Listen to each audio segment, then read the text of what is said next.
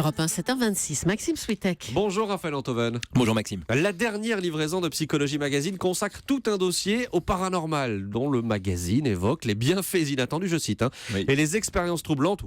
Et vous aussi, ça vous trouble un peu? Ce qui me trouble, c'est pas le thème du dossier, mais c'est ni le fait d'ailleurs qu'on y trouve, comme d'habitude, le témoignage de gens qui communiquent avec le fantôme de leurs proches, mais le fait qu'à aucun moment, la personne qui se charge du dossier ne rappelle que, par définition, le paranormal en tant que tel n'existe pas. Mais qu'est-ce que vous en savez, vous? Après tout, cher Raphaël, si vous aviez parlé d'ordinateur ou d'avion aux hommes du Moyen-Âge, ils vous auraient dit que ça n'existait pas, que c'était impossible. C'est vrai, mais si c'était le cas, si c'était la même chose, il n'y aurait aucun problème.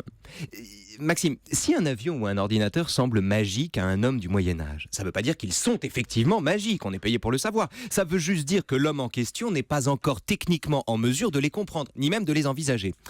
Mais il n'y a, entre les outils rudimentaires de l'homme du Moyen-Âge et l'avion ou l'ordinateur, qu'une différence de degré. Or, le paranormal, et c'est ça qui compte, se présente comme une différence de nature, ce qui est tout à fait différent.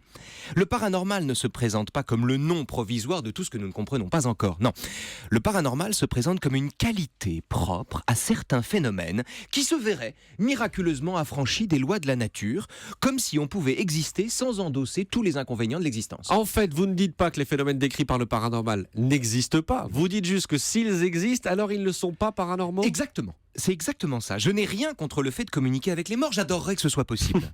Seulement si c'est possible, alors c'est pas paranormal. On peut pas à la fois être possible et être surnaturel. C'est logique. Mais on peut pas simultanément dépendre d'un savoir ou d'une technique et relever d'une mystique ou d'une croyance. On ne peut pas à la fois dire que le paranormal existe et dire qu'on y croit. Parce que si ça existe, on n'a pas besoin d'y croire. Comprenez ?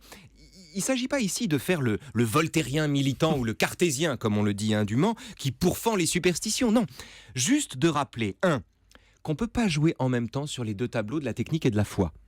2, que l'étude du paranormal renseigne sur le caractère des hommes beaucoup plus que sur l'étrangeté du monde. Et enfin 3, que si des phénomènes dits, entre guillemets, paranormaux existent, alors ils ne sont pas paranormaux. Et alors, la morale de l'info? La morale de l'info, c'est que le paranormal, entre guillemets, c'est un déni de l'existence qui se donne l'ouverture d'esprit pour alibi. Le paranormal, c'est un déni de l'existence qui se donne l'ouverture d'esprit pour alibi. Je vais la méditer, celle-là. Merci Raphaël Antoven, à demain. À demain, Maxime.